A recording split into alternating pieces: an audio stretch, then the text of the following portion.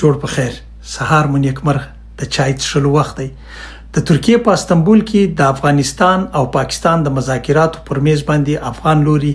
له پوره اسناد او ثبوتونو سره پاکستاني اړخ ته ځینې موضوعات یې شدي څلور یې غوښتنې ورته شدي یوې وړاندیز ورته کړی دی څلورو غوښتنې دا دي چې لومړی که تاسو رښتیا په سیمه کې سوله غواړئ او غواړئ چې امنیت تامین شي نو اوله غوښتنه دا ده چې تاسو د داعش خراسان ډلې مخنیوی وکړئ دا د داعش مرکز دی دغه یې عکس دی دا یې ویډیو ده دا یې غږ دی او دا یې ټلیفوني مکالمه ده دا د افغان لوري لخوا څخه د ترکیې او د قطر د چارواکو په وړاندې د پاکستان د استخباراتو رئیس ته ښودل شوي دي دا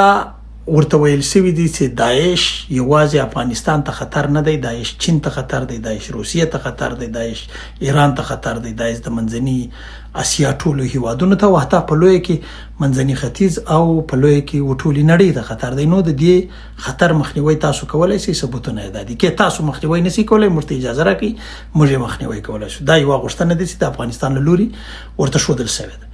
دومره غوښتنه دا د پاکستان ته ویل شوي دي چې دغه تیاری چې ستاسو پر فضا باندې راوړي د افغانستان پر فضا باندې ګرځي زموږ ولس یې نارامه کړی دی زموږ پر حریم باندې تیاری کوي دا تیاری د هر چا دي د امریکا تیاری دی سپینه به وکړو د دې مخنیوي وکړي پاکستان سراسر پر دې تیارو باندې یا پر دې الوتکو باندې پښیمانه شوی دی افغان لوري ورته ویلي دي چې ګورئ دا ثبوت دی دا رادار دی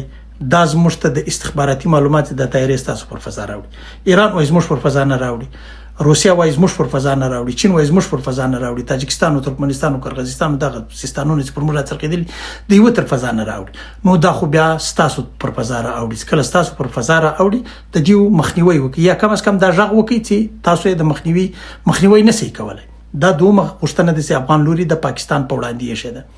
درېیمه غوښتنه دا ده افغان لوري ورته ویلي دي چې تجارت موږ تاسې ګاونډیان یو موږ له نورو هیوادونو سره هم تجارت لرو له نورو ګاونډیانو سره هم تجارت لرو له تاسو سره هم دا تجارت دوامداره ساتو خو شرط دا دی چې تاسو تجارت او سیاسي شخړې جنګ جګړې دا له یو بل سره مه ګډوئ پاکستاني لوري دا ویلي دي چې که چیرې شخړه پیښیږي نو لار خو به بندیږي نو بیا موږ څه وکړو د دې مخنیوي خو موږ نشو کولی افغان لوري ورته ویلي چې زموږ د میوو د سبزو یا د حاصلاتو وخت راشي تاسو پر موږ دروازې بندې کوي نو دا خو نه همسایتوب دی نه مسلماني ده نه انسانیت دی د دې شي مخنیوي پکار دی بل څلورمه غوښتنه چې افغان لوري د دوی په وړاندې یې ده هغه هم ډیره معقوله ده هغه د افغان کډوالو په تړاو ده افغان لوري ورته ویلي د کډوال زموږ کډوال ستاسو سره اوسېږي دا په تیرو څلورو کلو کې تاسو ته نه درغلي دا په تیرو څلوېښتو پنځه څلوېښتو کلو کې چې تاسو په افغانستان کې لاسوهنه کوله جنګ جګړې مو کولې دا وخت مهاجر سوي دي کډوال سوي دي ایران ته هم تللي دي تاسو ته هم درغلي د نړۍ نورو ممالکو ته هم تللي دي راسي د دې دپاره یو میکانیزم جوړ کړو د یو میکانیزم پر بنیاد باندې دا کډوال راوباسو او ملګري ملتونه به هم مرسته وکړي د نړۍ نور خواخوږي هیوادونه به هم مرسته وکړي او دا کډوالو سره به یو انساني چلند وشي ولې دا خو صحیح طریقه نه ده چې تاسو کډوال لا خوا د کور راوباسئ دلته پر لارې باندې درولي دروازه مو ورته بنده کړي بله غوښتنه د افغان لوري لخوا څخه دا شوې ده یو بل وړاندیز شوی ده هغه دا شوی دی چې که چیرته ستاسو په وړاندې ټي ټي پي ډېره لویه خنډ وي ډېره لویه مسله وي نو خو تاسې له موږ سره ولې خبرې کوئ خو ورسئ له ټي ټي پي سره یې وکړئ ټي ټي پي خو دا موجوده ده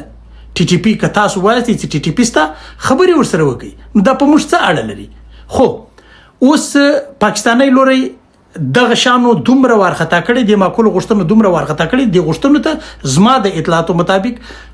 قطر هم لبیک ویلي دي زما د اطلاعاتو مطابق ودې ته ترکیه هم لبیک ویلي دي کله چې ودې ته د غوښتنې انساني غوښتنې بلل شوي دي پاکستاني لوري وارخطا شوی دی پاکستاني لوري بیا یو غوښتنه په مخ راغله یو ډیره غیر معقوله غوښتنه یو ډیره غیر انساني غوښتنه کړې ده هغه ده چې تاسو وسلوالي ډلې له پاکستانه درو غواړي په افغانستان کې مهار کوي افغان لوري ورته ویلي دي چې وروره تاسو ته خیر دی دا موږ څنګه وکړای شو دا خو ستاسو جګړه ده په تاسو پورې اړه لري تاسو یې سمبال کوئ په پاکستان کې یوازې یوه ټي ټي پي نه ده په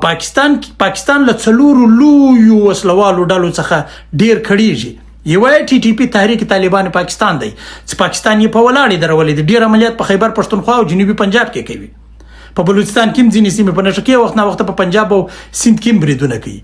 دومره لویه ډله چې تر دې ور اخوا ته اوس تازه د حکومت سره سر وهلی دی هغه ټي ایل پي ده تحریک لبیک پاکستان هغه یو ډیر لوی وسلوال وینګ لري او په پنجاب کې پاکستان په ولاړ دی ولې دی او پاکستان هغه اوس کالادم یا بندیزي ور باندې لګولې دی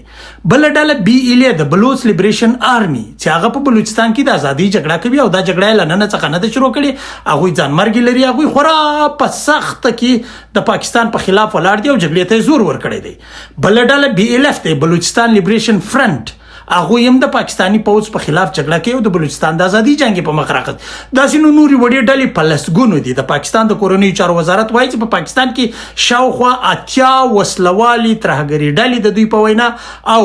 دا غوي ته ملون کې سازمانونه ستا هغه ورته ویل تاسو خو موږ سره واز د ټي ټي پی خبره کوي او بیا که تر کومه د ټي ټي پی خبره ده خو تاسو ورسي خبري ورسره وکي د خبرو وړاندیز د قطر او د ترکیه د دواړو خوښتای ځکه د دواړو هیوادونه هڅه کوي چې منځګړي ووسیږي په مسلمانانو کې اختلافات او شخړې لمنځه یوسي دی خبرو پاکستاني لوري ورختا کړی دی او د خبرو لمیزه ولاړ شوی دی خبري بیا پرېښې دي خبرې چې بیا دی پرېږدي څه به پیښیږي پاکستاني لوري جګړې ته لمن وایي په افغانستان کې دوی یو شمېر خرڅ شوي افغانان پیدا کړي دي یو شمېر بې ضمیر افغانان پیدا کړي دي دوی غواړي د هغوی په مټ باندې په افغانستان کې بله جګړه راپیل کړي که دا جګړه راپیل کېږي افغانستان او پاکستان خو په جګړه کې سره نشلي په دې کې شک او شبهه نشته ډېر تاوان په پاکستان کوي ځکه افغان لوري په جګړه کې تر اوسه پورې لږ تر لږه نه دی مات شوی داسې وخت نه اټکل کېږي چې افغان لوري په جګړه بیا خاص کر پاکستاني متي ممکن نه ده چې امریکایي نه کوي مات روسي نه کوي مات انګريز نه کوي مات د سیمې نور هیوادونو مات نه کوي پاکستاني هم نسبت ولې نو ډیر تاوان خو پاکستان کې خود دې جګړې سره به تاوان روسیا کوي تاوان به چین کوي تاوان به تاجکستان کوي تاوان به ترکمنستان کوي قرغیزستان به کوي ایران به کوي او په لوی کې به د سیمې ټول هیوادونه هند به کوي او په لوی کې به د سیمې ټول هیوادونه او نړۍ ته د دې زیان رسیږي د کډوالو څپه به زیاتېږي کډوال به نورو هیوادونو ته ځي او دا جګړه کېدای شي تر ډیره خونړۍ ځای ورسېږي او کېدای شي د نړۍ په ګوټ کې افغانان او پاکستانیان سره وجنګېږي ځکه افغانان بیا تر ډیره بریده پورې د یو داسې فکر خاوندان دي چې کله خبره پر وطن باندې راشي بیا د دوی کنټرول د ډیرو لپاره ګران دی نو ښه خبره به دا وي چې ملګري ملتونه نړیواله ټولنه او ګاونډي هیوادونه پاکستان په دې مجبور کړي چې نور درېمګړي مرګټ کې کچېرې د افغانستان غوښتنې غلطي وي رد دي کې او که د افغانستان غوښتنې غلطي نه وي نو بیا په کار د بلې جګړې مخنیوی په افغانستان کې وشي تاسو د یو افغان په صفت باندې ویډیو وکړئ لیک وکړئ خط وکړئ ولیکئ پوسټ وکړئ وایستوئ ونورو خلکو ته دا ویډیو در سره شریک کړئ تر ډیرو خلکو یې ورسوي چې ډیر خلک په دا ویډیو باندې خبر سي په دا موضوع باندې خبر سي چې پاکستان په افغانستان کې وي جګړې ته لمن وي او دا جګړه راقصې د دې ثبوتونه او د دې پاکستاني ژغونه راوتلي دي رسنۍ سوي دي اته تر اندازې پورې نو اوس راځم دې ټکی ته د افغان په صفت که تاسو په بهر کې اوسئ خپل وکیلانو امپیانو پارلمانونو ته لیکونه واستوي همدا موضوع باندې خبر کې خپل ریسرچ وکړئ زما په خبرو پس سر ما ګرځوي زما خبرې ما منئ چې په چی تاسو قانې هغه خبر ورواستوي خو د دې جګړې مخنیوي ځکه پکار دی چې افغانستان نور د نورو جګړو توان نه لري او پاکستان همدا غواړي پاکستان هم نه لري بیغم اوسئ نو پاکستان په جګړه کې شکیل پاکستان په سیاسي بې ثباتۍ کې شکیل پاکستان په اقتصادي بدحالي کې شکیل پاکستان د متېدو پر څوکه باندې ولاړ دی خو اوس دی غواړي چې دا شر له موږ سره هم شریک نو ژوند ویډیو راسه وژدېږي خدای مو شاده باد او بریالي لره بله ویډیو به هم کوو ژر به یې کوو پر نورو اړخونو باندې خو دم ګړی دا دی چې پاکستان د خبرو له میزه تښتېدلی دی تیرسته چې چا وکړله ابل لوری بریالی دی ژوند خدای مو شاده باد او بریالي لر د داسې افغانستان په هیله چې سترګې خپل دښمن ته په سترګو کې ور اچولی شي ژوند آباد اوسئ